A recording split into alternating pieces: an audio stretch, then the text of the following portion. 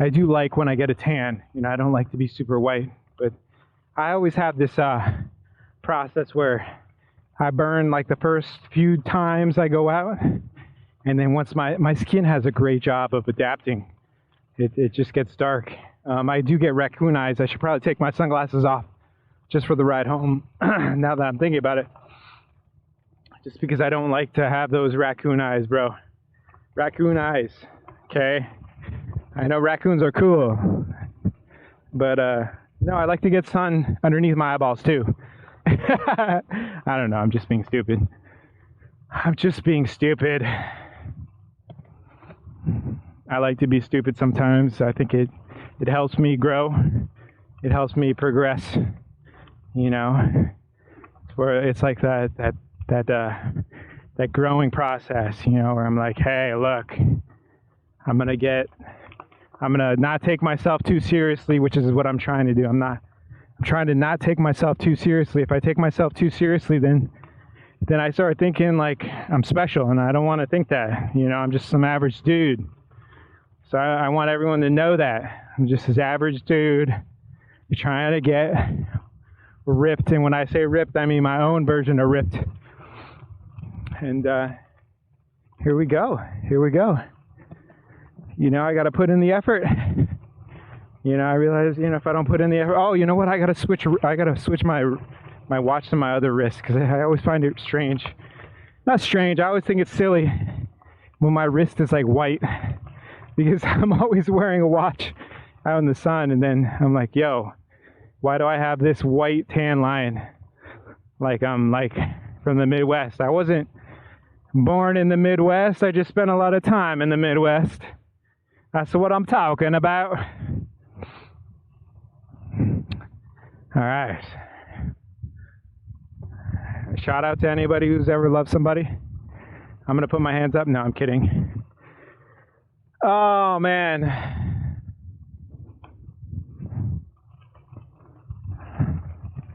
Life is difficult. I realize that. So I think that's true for everyone. I think there is a daily grind. I think there is a daily grind. And that's what I'm trying to do. I'm trying to grind this out here. Get back into shape. Yeah, trying to shed some fat. Get that fat off my body. That's what I'm doing.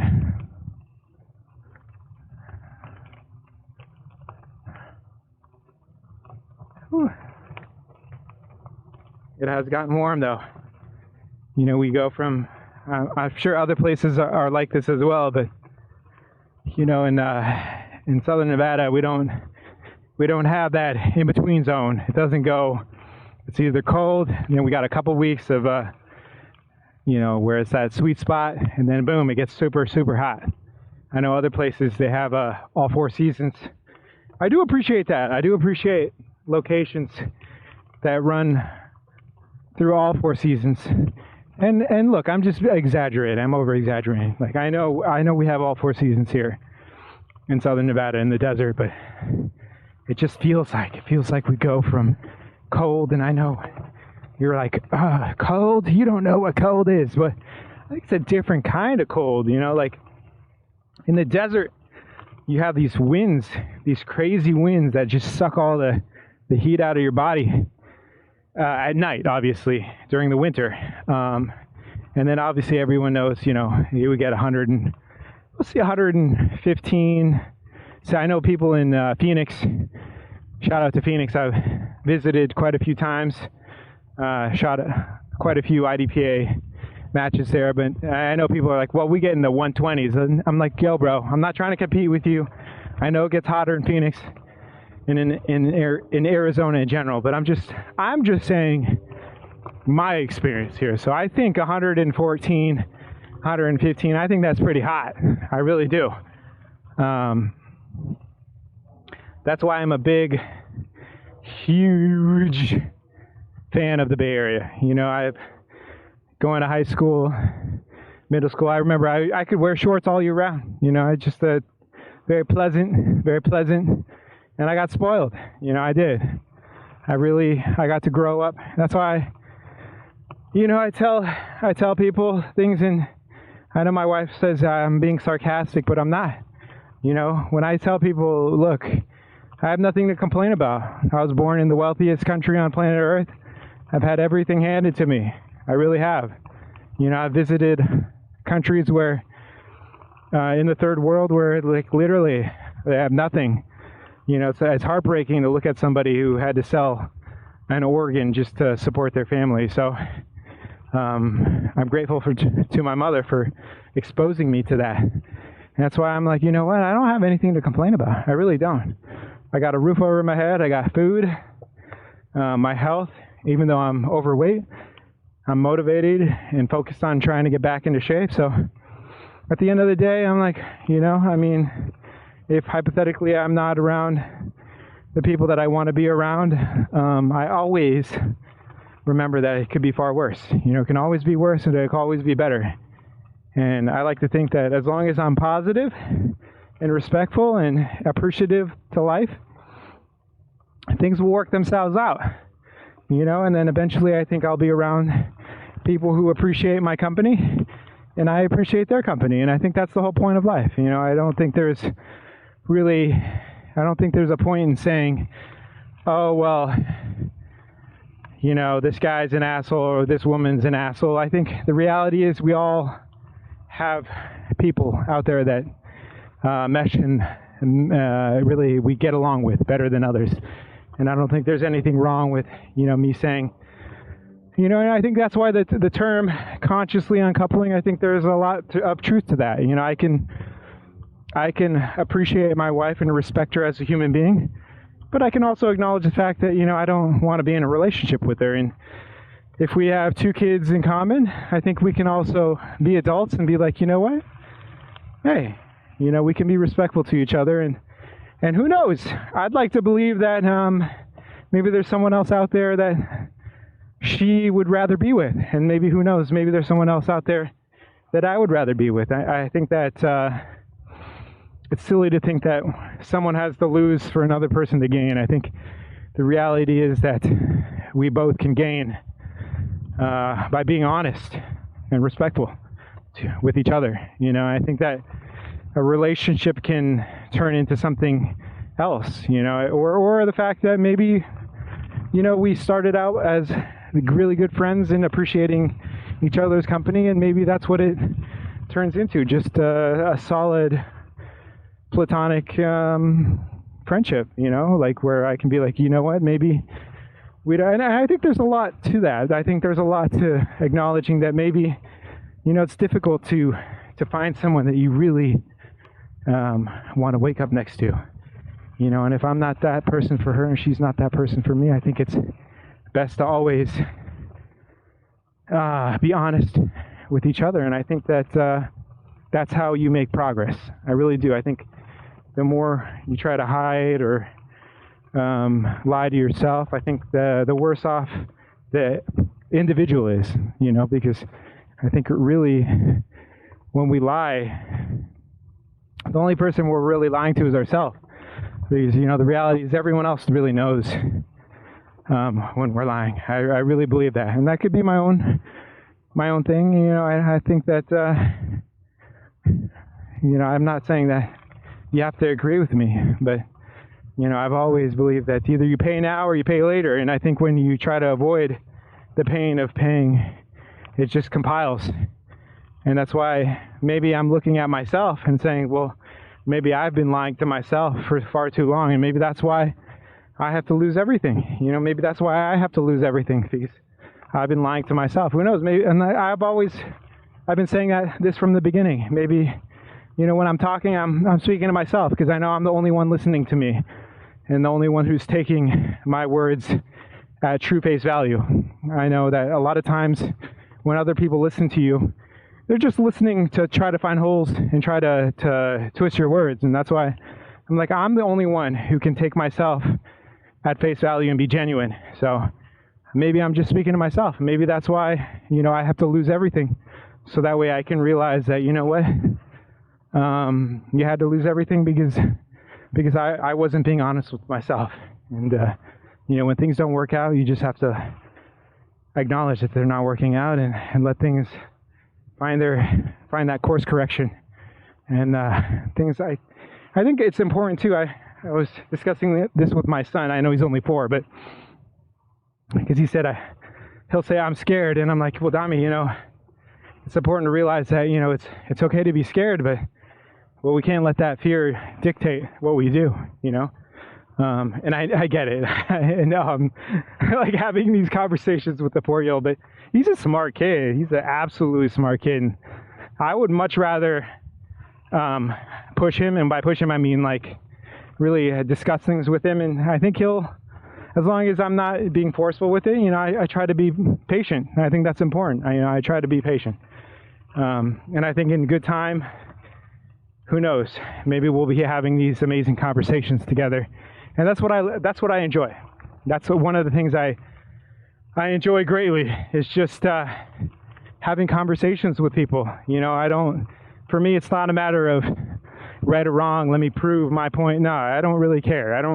At the end of the day, I don't have any points. Maybe that's why people don't like philosophers, because they're like, what's your point? I don't have a point. My point is really just to have a conversation and enjoy this moment and be able to stimulate. Because here's the thing, if somebody can present something to me in an articulate way and is compassionate, I'm absolutely grateful. You know, I think when we get to the point where there's name calling and butthurtness and people just, you know, I think that's what happens a lot of times when people aren't able to articulate themselves in a meaningful way. They just resort to name calling. I'm like, bro, I'm here. I just like having a conversation. You know, I like discussing things with you in the open. You know, I think that's why I appreciate YouTube greatly, because I'm like, yo, I like having conversations, and I like when people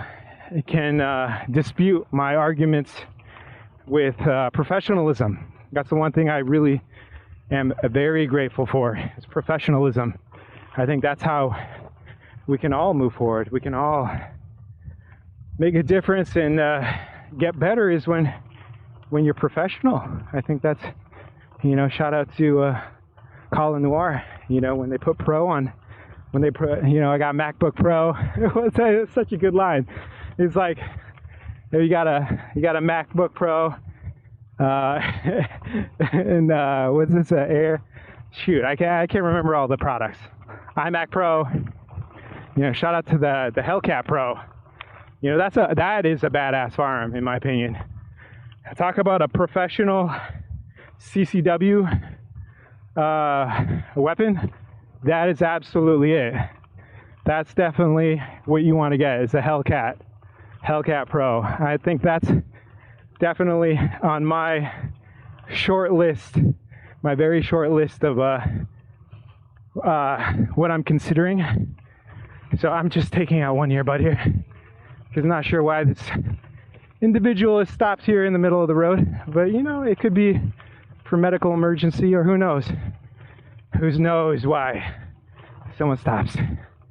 So I'm going to make my best attempt here to go around and just do my best to be positive and respectful. And we will see. We will see how this goes. So, let's see. I'm not sure which is the best to pass. Let us see here. I'm going to go slow. Good day to you. On your right. Thank you. Yes. All right. Here we go. All right, here we go. Got around them? No, but so that video, it was awesome, bro. It was absolutely awesome. Shout out to Colin Noir for just being, I'm pretty sure he's a lawyer. A very cool dude. I never met him. Who knows, maybe one day I'll meet him. I think he's a very professional person. I think the other firearm that I am interested, or that I find interesting, is the Hellcat rapid response, rapid deployment. Dude, I'm so bad with these acronyms, bro. I just gotta I got to figure out a better way to get better with these acronyms, bro. But the reality is, it's like there's so many. And it's so hard to keep track of everything. It really is. I've noticed that in most industries now, it's like things move so quick. They move so quick, bro. And that's just it. So, all right, now we're going. We're getting better. All right.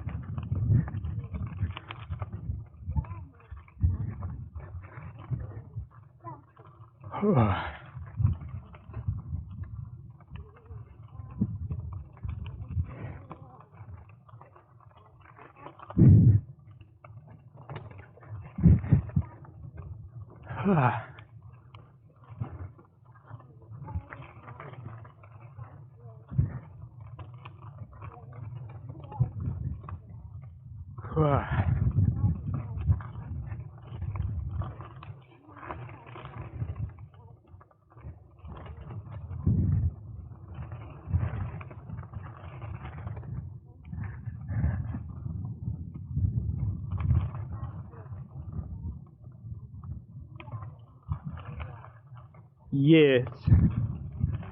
I like Dami's so awesome when it comes to like talking to people. I think he just I gotta tone it down because like I could be too friendly, but I know how to cut it off. I know how to just be like, all right, I'm out. You know, I think I'm the master of like shutting down conversations. Like I'm the master. I think, look, now I'm just building myself up here. Like I think I can spark a conversation with anyone, but I also think that I can kill a conversation with anyone. And I think that's through practice. Yeah.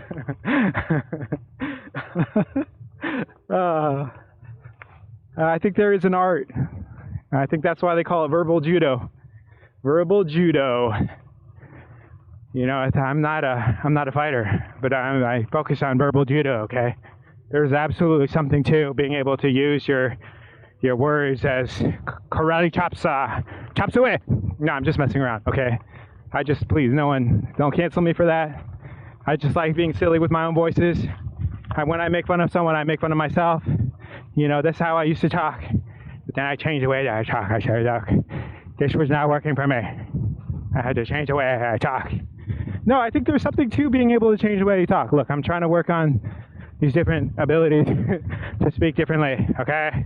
Look, sir. I like the voices.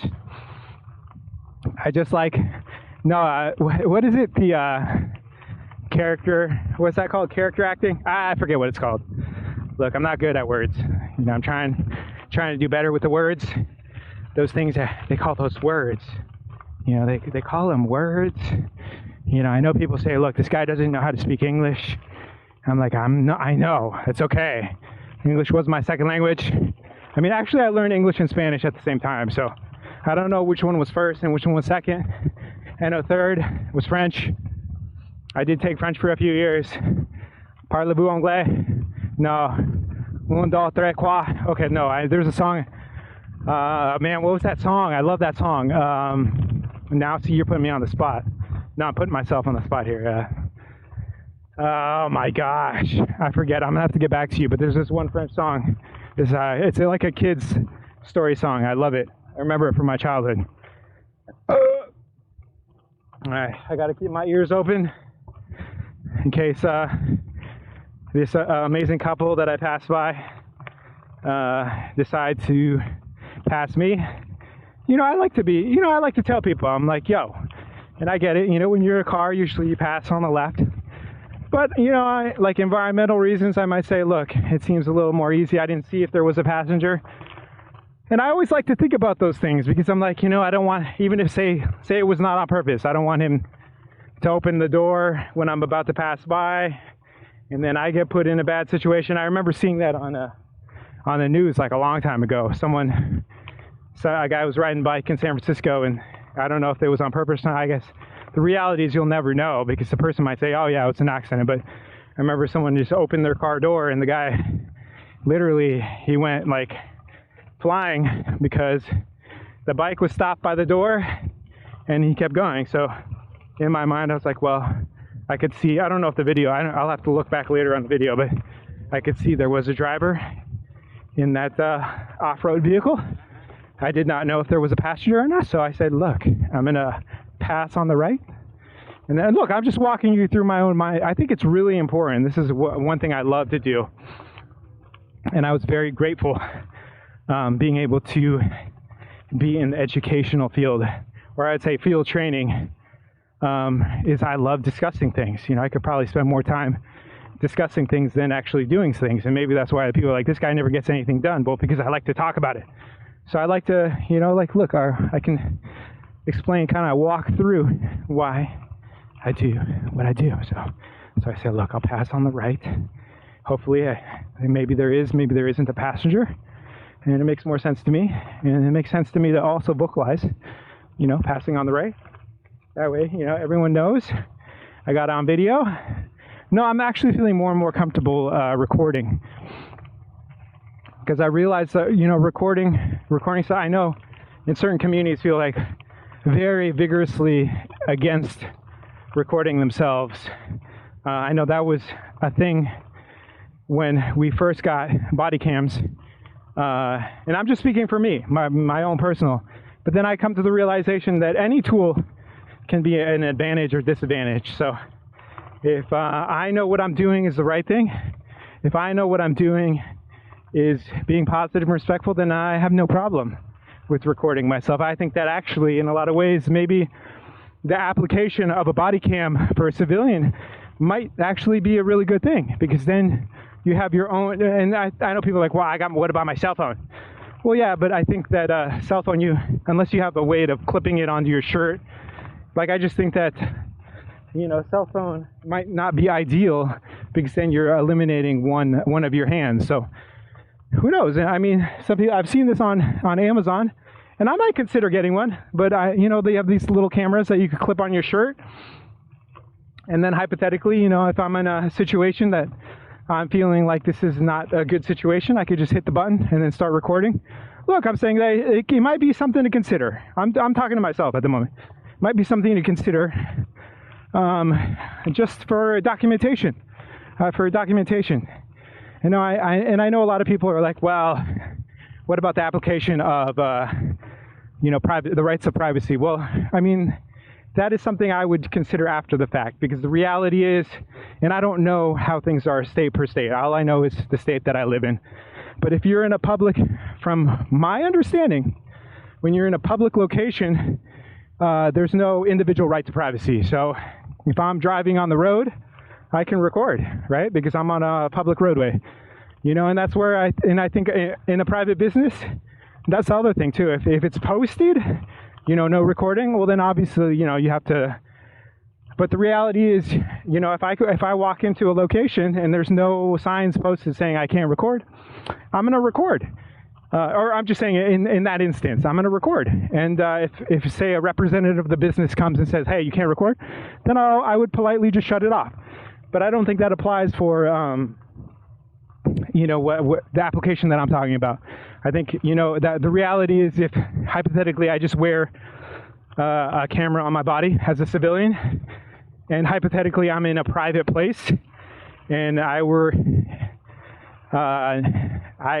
felt just as justified in necessitating a deadly force application, and I started recording, I don't think it's going to matter if that business has no recording. I think that ultimately that's good. That video footage would be subpoenaed as evidence, and I don't really think it would matter. Now, obviously, I'm not a lawyer, so please, nobody look at me like I have sort of any sort of knowledge. So all I'm trying to accentuate is that who knows? Maybe maybe having, or at least having and where, and that's the other thing too, is like you could have a body cam on you and not record, and then just be like, okay, this is on me.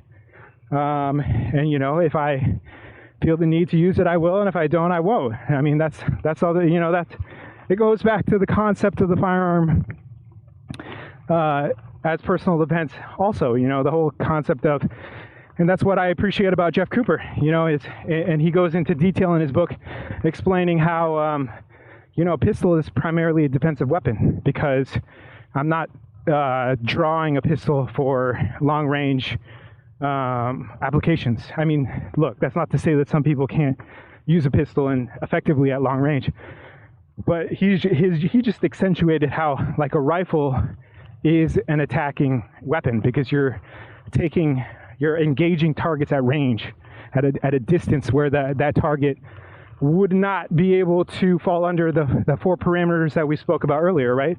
Ability, opportunity, preclusion, and imminent jeopardy. So a rifle, and obviously in a law enforcement situation it's different, but I'm just saying at the personal civilian level, a rifle really, unless you're like, I mean, look, there could be a extreme example, like maybe you're happen to be hunting and then you're looking through the scope and you see somebody who's getting whatever, like somebody's hitting him with a bat, and then you feel like you're gonna engage. That's dude, that's you, bro. That's your decision.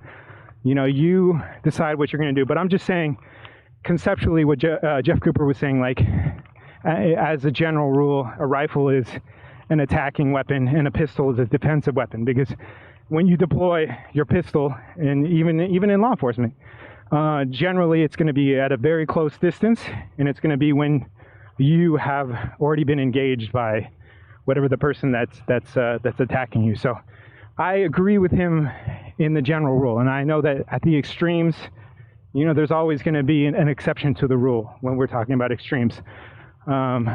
So going back, just bringing it all full circle back to the use of a body or a camera on your body as a civilian, I think that it does apply the same way that carrying a firearm applies. You know, like you say, I know a lot of people say it's better to have it and not need it than to need it and not have it. And I think maybe the body cam has the same concept. Now, obviously, like I mentioned earlier, I absolutely would say, and I'm not a lawyer and I'm not somebody who should be seen as an expert in any field. I'm not.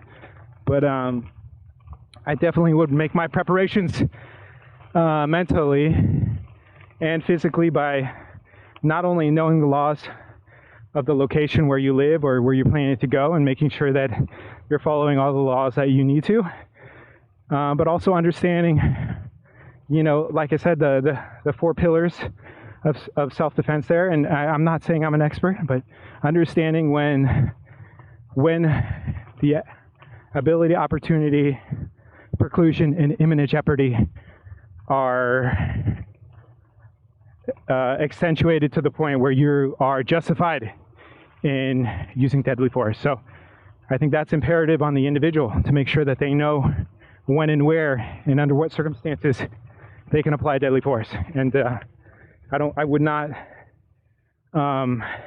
trust any random person on the internet to be your source of professional information. So I think that's something that you as an individual probably should seek out your own person or people that have credentials that you feel comfortable with, and then discuss that in private with that person. So the only point that I'm trying to make here is that you know, maybe these are all things that should be thought about, and really I'm just bringing them up to myself to think about them personally, and have a discussion with myself when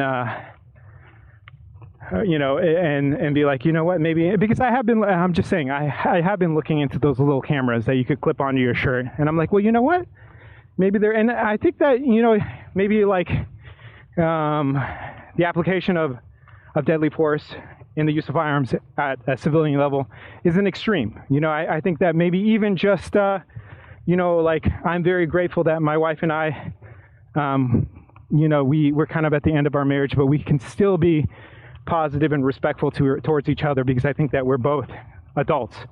And not only are we both adults, but we both are adults in professions that require a certain level of professionalism. So I'm very grateful for that. And that's one thing that I also think about. I'm like, well, you know what? There are people out there that hypothetically are in similar situations, but they have to deal with someone who is not professional. So that might be a circumstance where, you know, those little body cams, and that's what I'm saying. Like, you don't have to apply everything back to my wheelhouse or the wheelhouse that I came from, which is law enforcement and firearms. I think there's other applications for that. So say, hypothetically, if you were your relationship was coming to an end and you just felt like, hey, look, we can sometimes get heated. So maybe in those instances, maybe a body cam is good. You know, when you do a child exchange, or maybe you're someone who, you know, you need to go and pick up some furniture or something from a roommate or an ex-roommate or whatever. That's all I'm saying is I could think of multiple examples of circumstances where, you know, maybe a body camera for a civilian application might be beneficial. It might be beneficial. So, and that's why I think discussion is important, you know, and that's why I think I bring these things up solely just to spark some sort of mental thought process for you if you're watching. And if you're watching, I appreciate you. I want to mention that. I really appreciate anyone who enjoys my content. Currently, you know, I'm really just making my content to develop my own ideas and to come back to ideas that I might have left on the back burner of my mind for years, and now I'm just trying to refresh myself. And I think that's important, because now we're all civilians. Like, we're all just people that are trying to take care of ourselves and our families, and you know, I'm trying to refresh myself on things that I might have been better able to articulate years ago, but now I realize that, you know what, who knows, maybe I'll come back into this metaphorical arena, or maybe I'll go into some other arena. But my point is that I still find it very valuable to be able to articulate my points, and articulate my points in a way that doesn't put someone else down. It literally just focuses like a surgeon on what I'm trying to accentuate, and that's, hey, these things might be good and might be applicable regardless of whether you want to use them for the purposes that I'm talking about. I have always been that kind of person that will take something that might be for a specific purpose, and I'll apply it across multiple platforms. And I think I like that. Look, and that's just my own personal preference. I like to do that. I like things that can be useful. You know, I'm just saying, might be useful. Like, and here's another thing. I'm just thinking, like, a camera that might be good, something that I could just attach to my helmet when I'm riding my motorcycle, attach to my bike for cycling, you know, attach to my gear if I'm getting back into competitive shooting. Like, I greatly appreciate that. I greatly appreciate something that can go across a lot of platforms. I mean, who knows? I'm just saying, like, I'm getting into crossbows, but I'd also like to get into a regular bow. I'm sorry, I'm not educated enough to understand all the different types of compound bow, excuse me. So that's all I'm saying is, you know, I like those things. I like that because then it saves you money too. Like, I'm not a huge fan of things, and I get it when you're like, well, this is better because it's directly made for bicycles, and this camera, I know, I get that, but I'm talking about myself as somebody who enjoys and appreciates multiple disciplines and trying and doing a bunch of different things. I do love when something can work across a lot of platforms. All right, so now we've made our way back. Things are good. Life is good. I don't know how I got started on that. You know, I just love. Look, like I said, I like talking. I like talking to people. I just like discussion, because And I think that's where there's a big difference. I don't like debating. I'm not a big debater. You know, I'm not about winning. I'm about cultivating ideas. You know, so I think that's where, and I've seen certain people on YouTube, and I'm not singling them out, but I think there's a lot of people out there who the concept of wordsmithing, you know, like they'll just wait and listen for a specific word that you say, and then they'll attack that word, and they won't take to heart the message. And I can't have a conversation with people like that. I really can't, because it's like you're just trying to attack a word and try to put all this weight into a word, and you're not looking at a whole message that I've been cultivating for like an hour, you know. So, and that's where I think there's a huge distinction between psychology and philosophy. And I think and I'm not attacking, but I'm just saying, like, look, psychology is a branch of philosophy, but the actual parent is philosophy, because there's this bigger umbrella that takes into account, it's not just about the singular word. It's not just about trying to place people in boxes and say, like, this person's this, that person's that. I think the reality is we all can grow and we can all learn. And I think if you just make someone or try to get someone to continually talk about negative things about another person, that's what they're going to focus on, you know. And that's why I've always been the person, like, I'm not, you know, like, what someone else does, that's their business, you know. If someone comes in, I had multiple people over the course of years tell me this person does that, that person that. Look, I'm not focused on what other people are doing. I'm focused on what I'm doing. I'm trying to make my life better. Whatever someone else does is going to ultimately come back on them. That's what I've always believed. I've always believed that no matter what you do over the course of a long period of time will accentuate who you are. It's not going to, if anything, if someone's doing something negative or making me look bad or trying to sabotage my life, if anything, by me acting positive and me doing all the things that I should do, that's gonna just draw more attention to the negativity of that other person. That's what I've always believed. You know, if someone's being rude and disrespectful, and I stoop down to their level, really now it just looks like two people that are just fighting in the mud. But if I hold myself to a higher standard, I think that it spotlights even that much more what the other person is doing, and that's what I've always believed. I've always believed that. I think that we all have to understand that my actions are my own, your actions are your own, and I can only make gains by looking at and trying to improve on what I'm doing. Because at the end of the day, when someone leaves, you know, my vicinity, they're not in front of me, or, you know, I think it's a waste of time to focus on what someone else is doing, and I lose myself in this never-ending circle of trying to track someone else, and that's not what my life is about, and that's not what I want to do. I find that to be a waste of energy. So I've always believed that if I just continue to be positive, continue to be respectful, and focus on trying to make my life better, then over the course of a long period of time, or over the course of a certain period of time, it becomes painfully obvious that, hey, look, this guy's just trying to do the right thing. And if it's not, then so be it. You know, I mean, there's only so much that I have control of. And I realize that, you know, at the end of the day, people are gonna not like you or just hate you for whatever reason they've decided. I'm not in someone's mind. I don't know the reality of why someone doesn't like me or hates me. You know, all I can do is just do my best and try to be positive and respectful, and acknowledge the fact that on a daily basis I fail, but that doesn't mean that, you know, it was a waste of time. I think it was very informative for me. Even if I'm the only one watching this, it was very informative for me to come out here and express my ideas to myself. So thank you. I appreciate you. I hope you have a good rest of your day. I might just do one of these videos just because, dude, I got so much video footage. I can't keep up, bro. I can't keep up.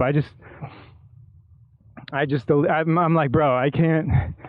I'm like one man trying to make a situation better for my family and the people I care about. And I don't have time to like edit videos. I don't. That's why, like, the reality is if I record, you know, I'm exercising now like 3 hours a day. You know, my wife is going to go back to work. I need to figure out how to make some money. I just don't have time to like edit videos. So I'm just doing my best to figure it out. And I'm not complaining. I'm just saying, you know, I'm going to do my best to figure things out.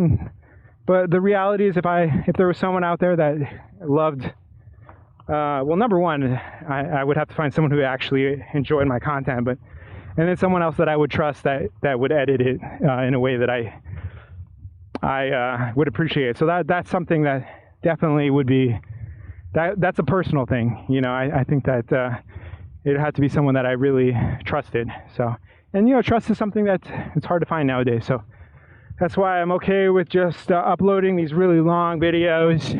And who knows, maybe I'll just get better at, maybe I'll just get better. And maybe that'll be different. But you know, I'm just like daydreaming right now. I'm like, well, if there was someone out there that I follow, and that I follow, and that also is like, oh, it does, you know, is into my content, then who knows? Maybe we can work something out.